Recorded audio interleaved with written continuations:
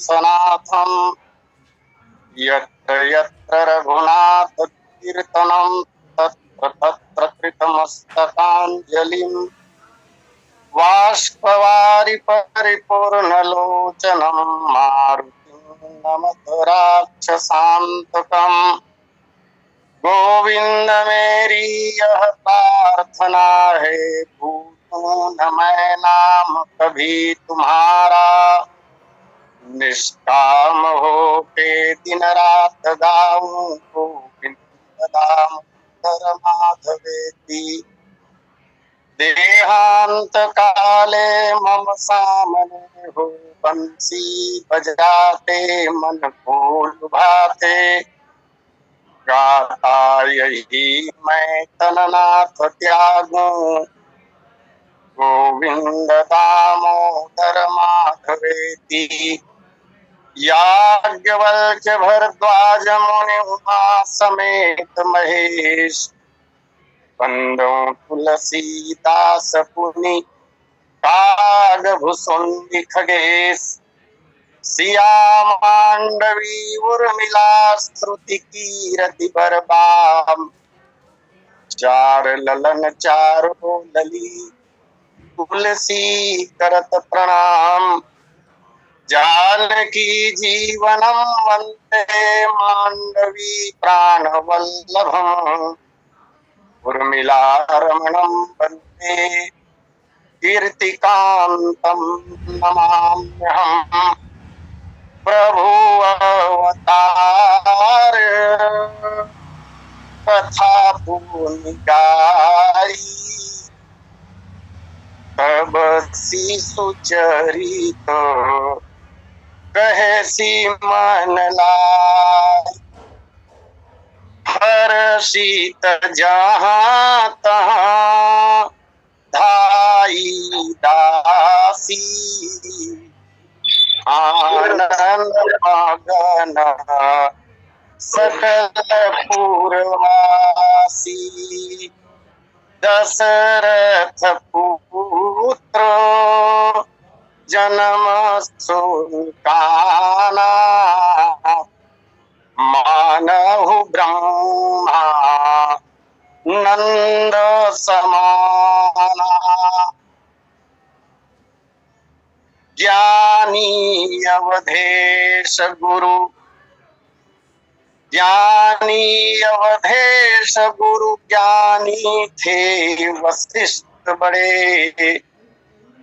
ब्रह्म मिले कैसे सिंधु तर को तरना पड़ा। यज्ञ हुआ पूरा भक्ति भाव से भगवान मिले।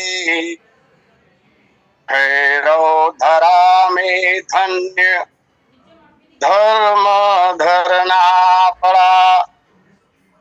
ज्ञान भक्ति कर्म यहाँ तीनों की त्रिवेणी बनी।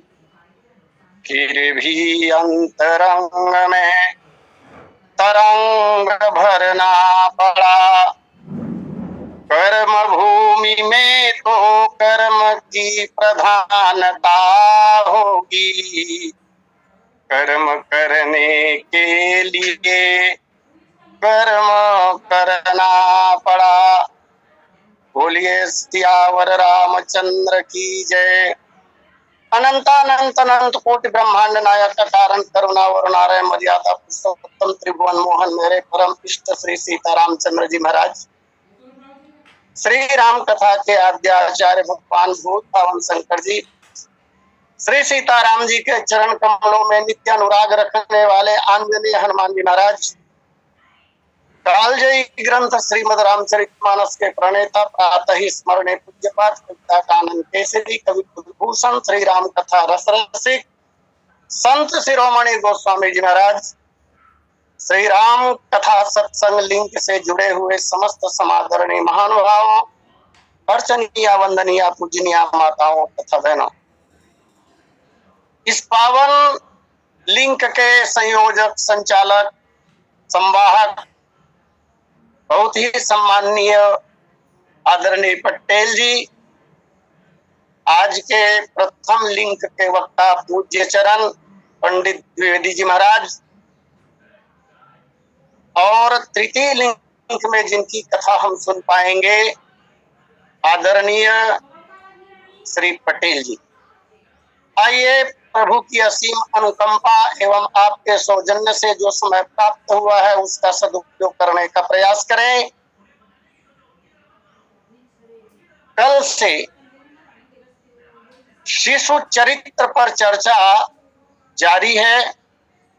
गोस्वामी जी महाराज ने कहा, प्रभु अवतार कथा पुनि गाई, पश्चात तब शिशु चरित्र कहे सी मन लाई। काकभूषण जी महाराज पक्षीराज गरुड़ जी के प्रति कह रहे हैं,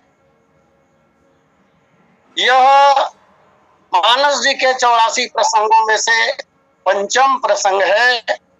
इसके विस्तार पर कल चर्चा हो चुकी थी। सुनि शिशुरुदन परम प्रियबानी, संभ्रम चली आई सबरानी। चक्रवर्ती जी महाराज की समस्त रानियां बालक के रोने की आवाज को सुनकर शीघ्रातिशीघ्र कौशल्या सदन में चली आई।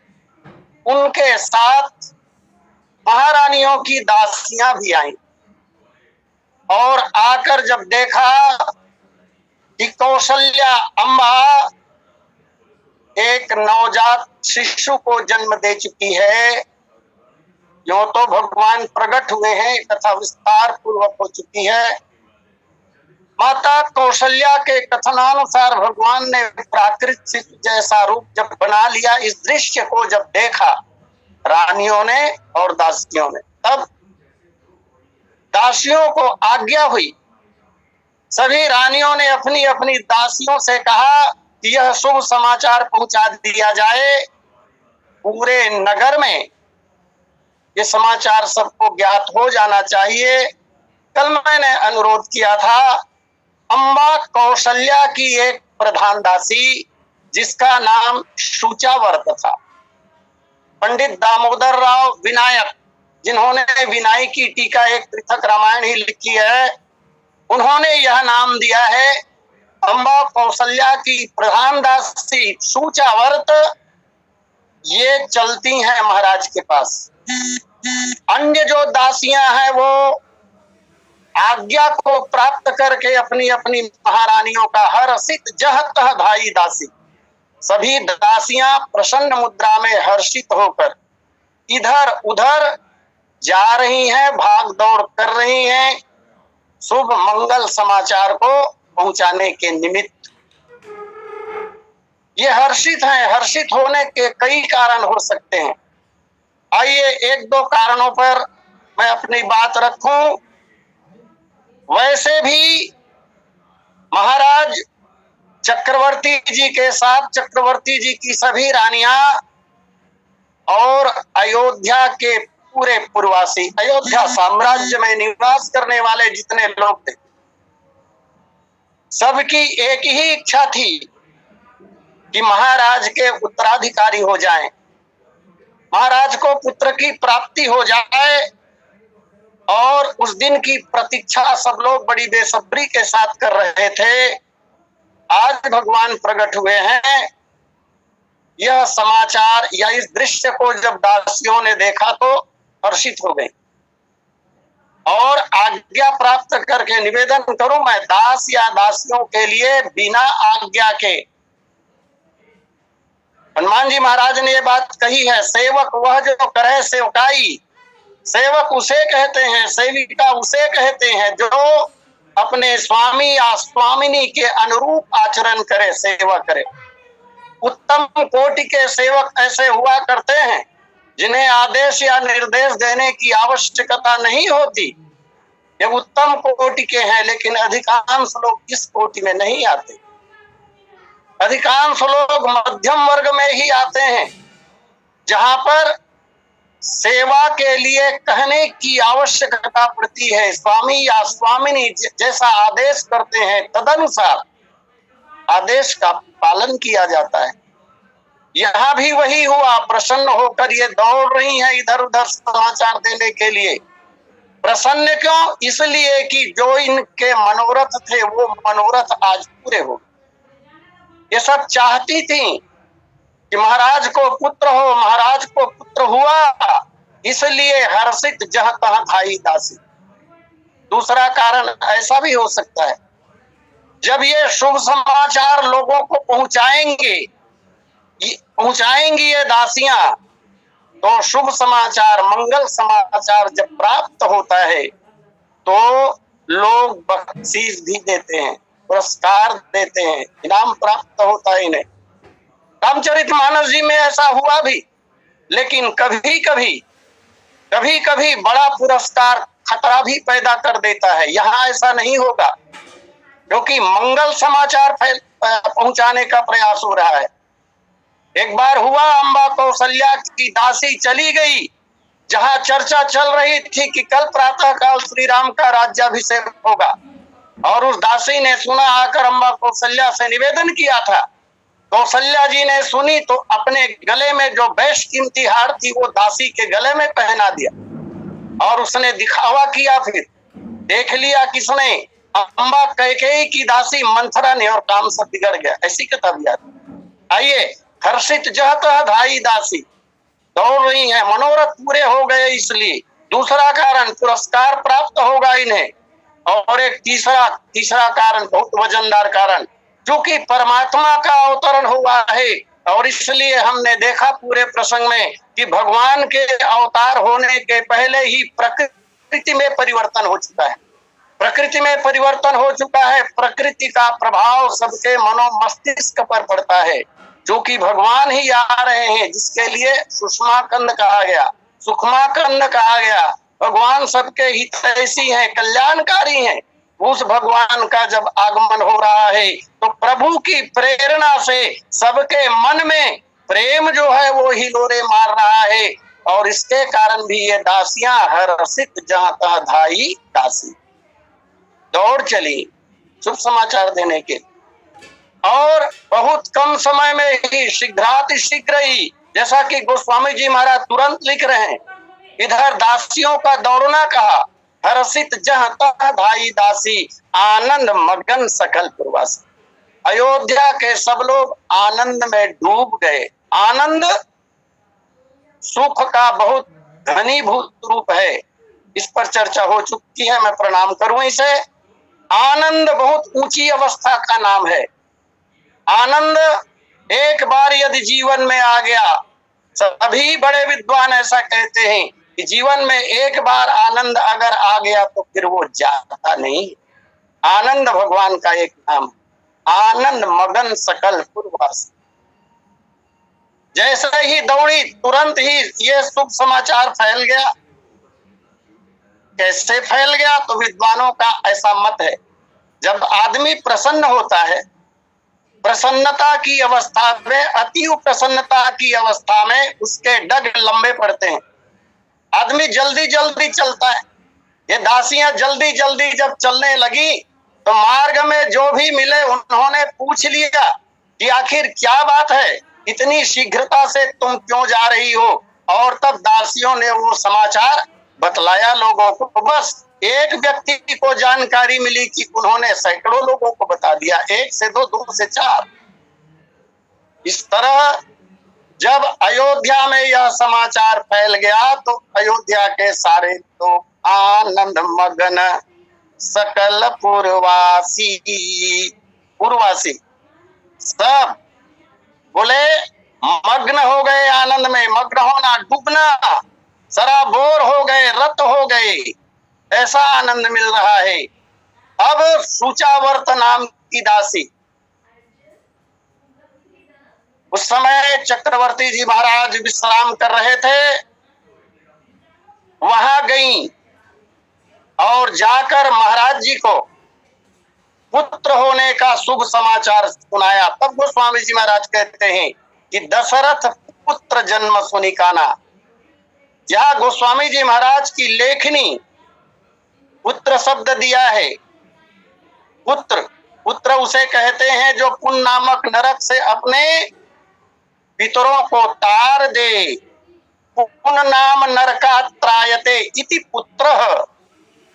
जो पुत्र पुण्य नामक नरक से अपने पितरों का उद्धार कर दे। अब यहाँ तो भगवान ही प्रकट हुए हैं, भगवान का नाम ही ऐसा है कि जासु नाम सुमिरत एक बारा उतरहि नर भव सिंधु अपारा। सबरी गीध सुसेवकनी, सब विज्ञ पाठक भगवान के पावन नाम का स्मरण करके, चिंतन करके, मन में विचार करके, सब लोग ले नहीं सकते। जिनके पास वाणी है वो तो ले लेंगे, कुछ लोग ऐसे भी हैं जिनके पास वाणी नहीं है, कैसे लेंगे, कैसे भजन करेंगे? तो उनके लिए चिंतन कर लेना ही पर्याप्त है। सवाल है अटैचमेंट का, भगवान के साथ हमारा संबंध जुड़ता कैसे है?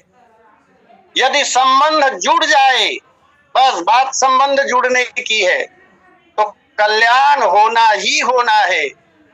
तो उस प्रभु के जन्म का समाचार बोले, दशरथ पुत्र जन्म सुनिकाना, अमानहु ब्रह्मानंद समाना। चक्रवर्ती जी महाराज मानव कह रहे हैं, मानव उत्प्रेक्षा की गई है यहाँ पर। महाराज जी को ब्रह्मानंद हुआ नहीं, आनंद हुआ, लेकिन ऐसा आनंद मानो ब्रह्मानंद की प्राप्ति हो रही हो, उत्प्रेक्षा की गई है यहाँ पर। ब्रह्मानंद एक अलग आनंद है।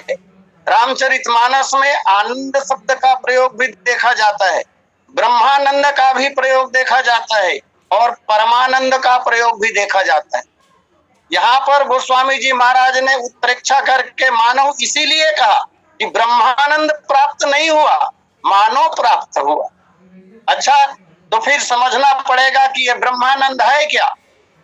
तो बिना कामना के, जहां पर कामना बिल्कुल भी ना हो और आनंद प्राप्त हो जाए, अर्थात दूसरे शब्दों में ऐसा भी कह सकते हैं कि भगवान के निर्गुण निराकार रूप का ध्यान करने पर जो आनंद मिलता है वो ब्रह्मानंद है। और यहाँ पर महाराज दशरथ की कामना हुई थी, और इसीलिए तो मनु के रूप में महाराज ने मांगा था ना वरदान, दानी शिरोमणि कृपा निधि तुम ही कहो सतिभाव, तुम समान सुत चाहूं कहु सन कवन दुराऊ। भगवान ने भी वचन दिया था, और उस वचन के पालन में भगवान आज पुत्र बनकर आए।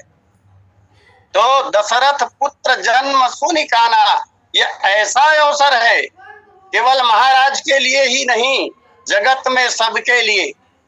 और इसका एक कारण है, कारण ये है, जैसा कि हमारा शास्त्र कहते हैं, आत्मा वही जायते पुत्र, पुत्र कोई और नहीं होता, स्वयं पिता ही पुत्र के रूप में उत्पन्न होता है।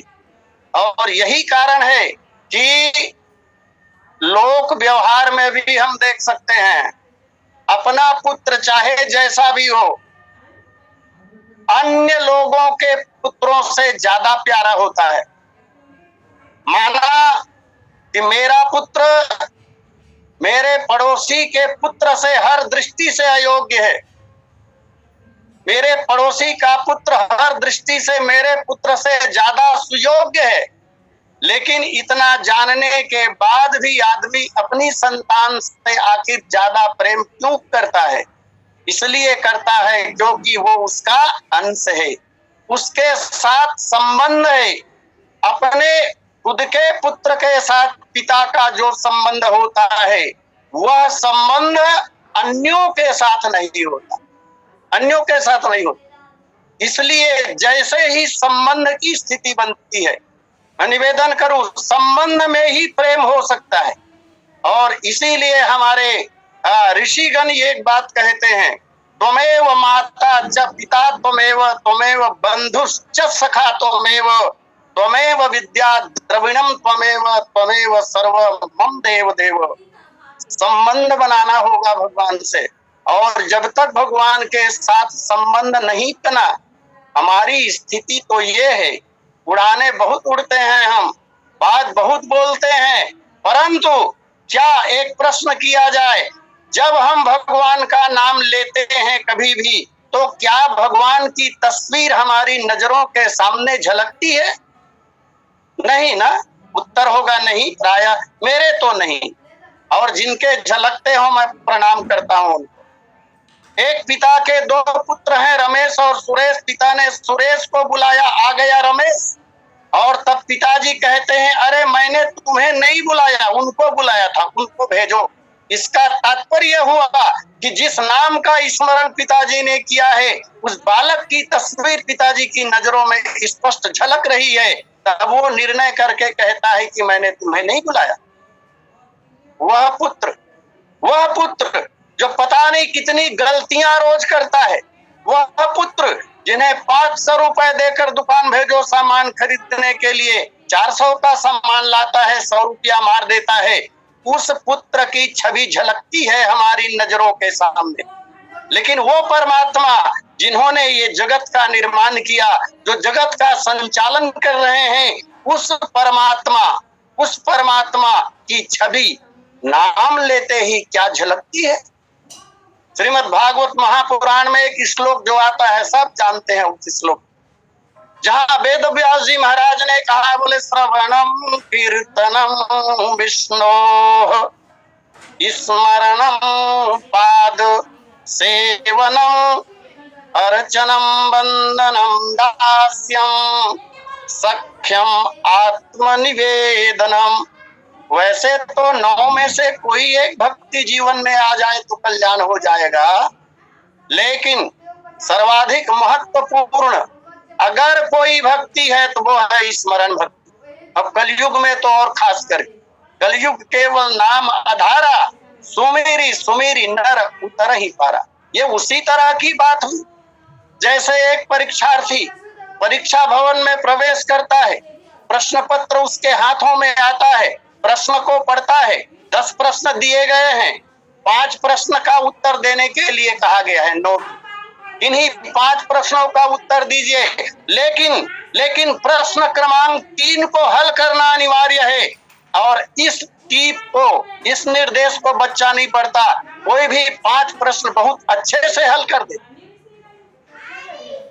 2 घंटे में पेपर देके निकल गया, मित्र बाद में निकले।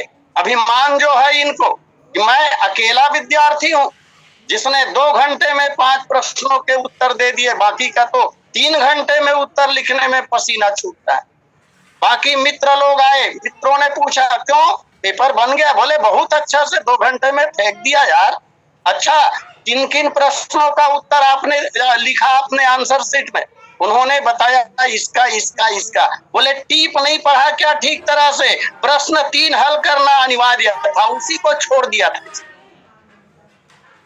इस तरह यदि स्मरण भक्ति छूट गई, वैसे 9 में कोई भी आ जाए तो कल्याण होगा, लेकिन सर्वाधिक महत्वपूर्ण अगर कोई भक्ति है तो वो है स्मरण भक्ति। आइए, दशरथ पुत्र जन्म सुनिकाना मानहु ब्रह्मा नंद समाना। ये बालक जो अवतरित हुआ है, ये जीवन धन है, ये प्राण धन है। इसी के लिए तो महाराज श्री ने, चक्रवर्ती जी ने गुरुदेव से अनुरोध किया था कि हे गुरुदेव, कर चुका विवाह 3 फिर भी, गुरुदेव फल उसका अब तक मिला नहीं, है 4थापन आने वाला, हृत कमल अभी तक खिला नहीं। कम से कम एक पुत्र ही हो जिससे रघुकुल बढ़े अपना, पितरों को भी तर्पण पहुँचे, आगे को नाम चले अपना। और भी कहा था महाराज जी ने, चमकता था जगत में आज तक ये तारा रघुकुल का, अपने संदर्भ में कह रहे हैं। लेकिन अफसोस है, चमकता था जगत में आज तक ये तारा रघुकुल का, बनाए अफसोस मैं अब नाश का कारण हूँ रघुकुल का। मेरे संतान नहीं है महाराज, इसलिए अब इस कुल का नाश करने के लिए मान लीजिए मैं बैठा हूं। करेगा कौन अब चिंता लाश मेरी उठाने की, चिता भी राह देखेगी, उसमें अग्नि लगाने की इतनी पीड़ा चक्रवर्ती जी, और हर एक माता पिता को ऐसी पीड़ा होती है संतान के अभाव में।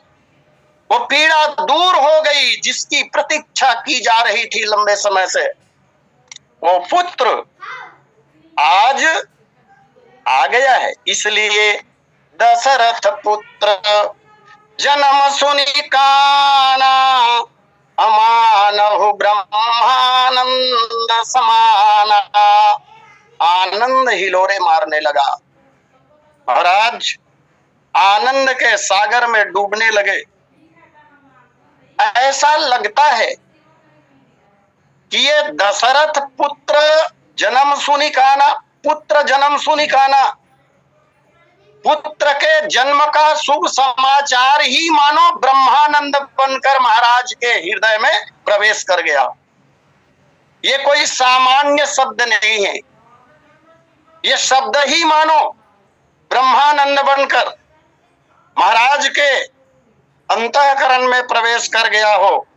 इसलिए गोस्वामी जी ने कहा हो, मानहु ब्रह्मानंद समाना। एक निवेदन, जिस बालक के जन्म के समाचार को सुनकर मानव ब्रह्मानंद समाना, ऐसा आनंद मानो ब्रह्मानंद की प्राप्ति हो रही हो।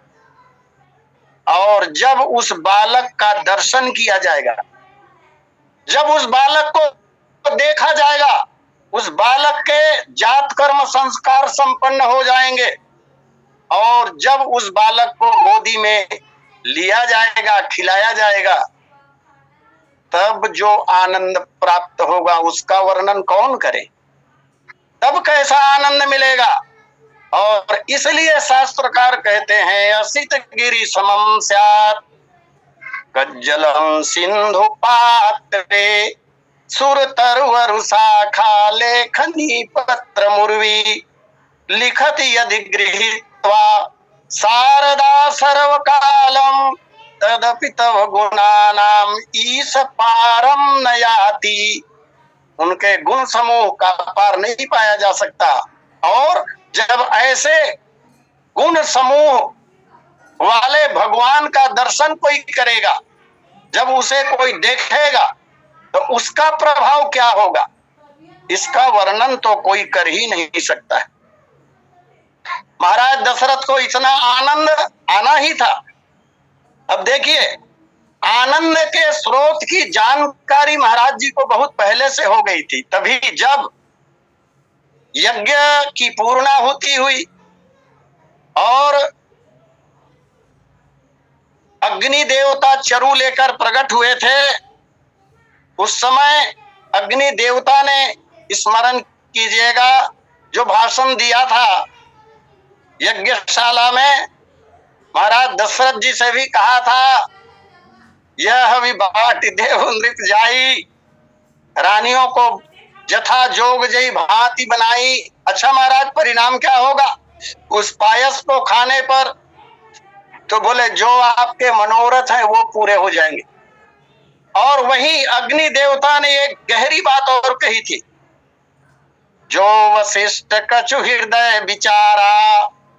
वशिष्ठ जी ने जो हृदय में विचार करके रखा है राजन, जो वशिष्ठ कछु हृदय विचारा, सकल काज भा सिद्ध तुम्हारा, तुम्हारा सब काम पूरा हो जाएगा।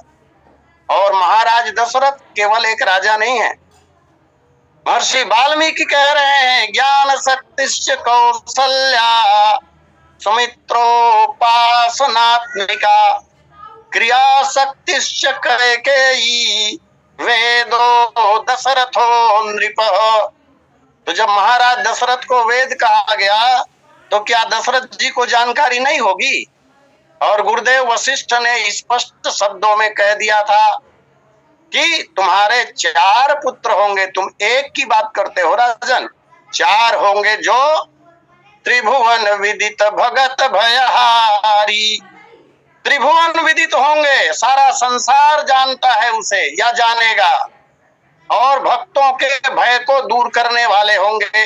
इस शब्दावली पर अगर विचार किया जाए कि भक्तों के भय को दूर करने वाले होंगे, तो स्पष्ट पता चल रहा है कि तुम्हारा पुत्र बनकर जो आएगा वो भगवान ही हो, क्योंकि भक्त का संबंध भगवान से ही होता है और भक्तों के दुख का निराकरण केवल और केवल भगवान ही कर पाते हैं।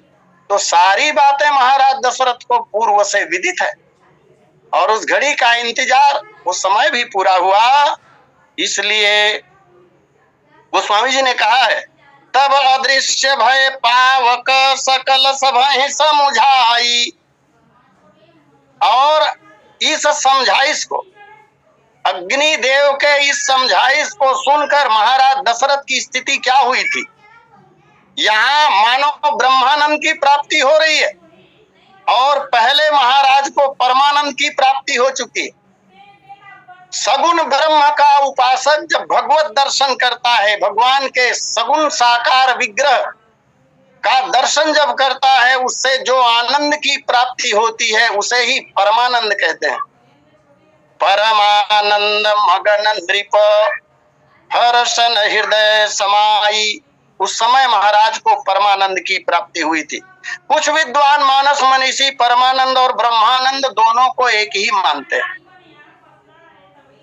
लेकिन थोड़ा विचार करने पर ऐसा लगता है कि ब्रह्मानंद और परमानंद में कुछ तो अंतर है। यदि अंतर न होता तो गोस्वामी जी ऐसा क्यों लिखते, मानव ब्रह्मानंद समान, उत्प्रेक्षा क्यों करते? नहीं,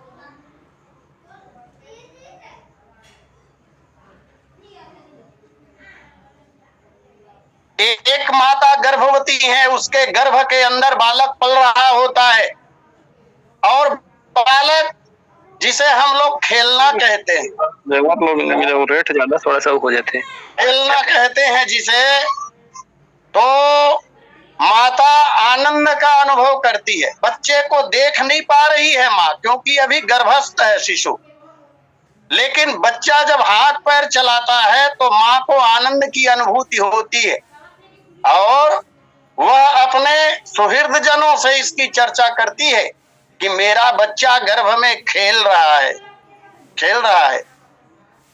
ये एक आनंद है।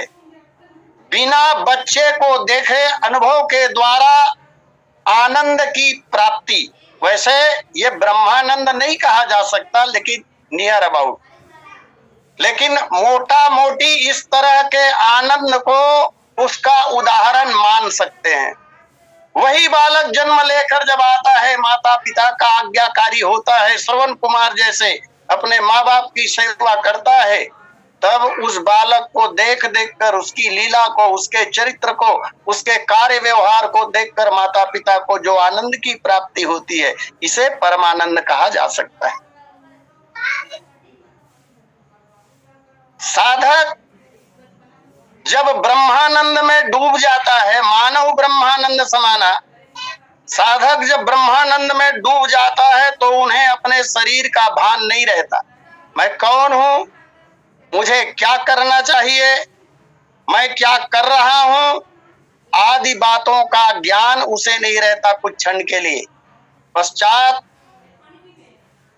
तंद्रा जब छूटती है तब व्यक्ति को अपने कार्य का स्मरण आता है, फिर वह कार्य करना चाहता है, लेकिन तब तक ब्रह्मानंद में अथवा परमानंद में डूबने के कारण व्यक्ति का शरीर शिथिल हो चुका होता है। शरीर शिथिल हो जाता है आनंद के अतिरेक के कारण, आनंद की अधिकता के कारण। आइए, महाराज चक्रवर्ती जी को भी परमानंद की प्राप्ति हुई है और परमानंद की जो दशाएं हैं, परमानंद की जो विशेषताएं हैं, वो विशेषताएं महाराज के ऊपर घटता हुआ दिखाई दे रहा है। गोस्वामी जी महाराज कहते हैं, बोले परम प्रेम मन पुलक शरीरा, चाहत उठन करत मति धीरा। परम प्रेम में डूब गया महाराज जी का मन और शरीर पुलकित हो गया। उठना चाहते हैं लेकिन उठ नहीं पा रहे हैं। यहाँ पर शब्दावलियों को अगर देखा जाए तो भगवान के प्रति जिस तरह समर्पण होना चाहिए, भगवान का चिंतन जैसा होना चाहिए, 3 बातें कही जाती हैं, मन से, कर्म से और वचन से। गोस्वामी जी ने बड़ी सुंदर बात कही, मन क्रम बचन छाड़ी चतुराई, भजत कृपा करी है। महाराज चक्रवर्ती जी भी तीनों तरह से मानो भगवान की सेवा कर रहे हैं। परमानंद प्रेम मन परमानंद में डूबा हुआ है। ये भगवान का मन से चिंतन, भगवान की मन से सेवा।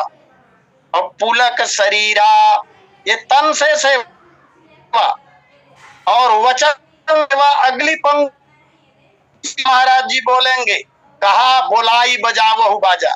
ये वचन से परमात्मा का स्मरण, भगवान की सेवा वचन से करेंगे तो आइए, चाहत उठन करत मति धीरा। महाराज उठना चाहते हैं, मन में धैर्य को धारण कर। जीवन में धैर्य का होना अति आवश्यक है। यदि जीवन में धैर्य नहीं आया तो बनता हुआ काम भी तुरंत बिगड़ जाता है और धीरज के कारण कार्य आसानी से बन जाते हैं। क्योंकि महाराज जी को भी गुस्सा देता है। घर में पुत्र जो उत्पन्न हुआ है, पुत्र उत्पन्न होने के बाद, इस समाचार को सुनने के बाद अभी नांदी मुख नामक श्राद्ध करना होगा महाराज जी को। गुरुजी महाराज को क्या होगा, बालक के जात कर्म की व्यवस्था करानी होगी और सचैल स्नान करना पड़ेगा महाराज जी को। बहुत काम करने होते हैं। बालक के जन्म से लेकर नालद छेदन तक बहुत से कार्य हैं, उनको संपन्न कराना है महाराज को। इसलिए चाहते हैं लेकिन उठ नहीं पाते समय पूर्णता पर। इसलिए अपनी बात यहीं मैं विराम करूं और सादर आमंत्रित करूं आदरणीय पटेल जी को। बोलिए लखन सिया रामचंद्र की जय। बोलिए सियावर रामचंद्र की जय। बहुत धन्यवाद आचार्य जी, आपके श्रीमुख से भगवान के शिशु चरित्र बाल लीला का वर्णन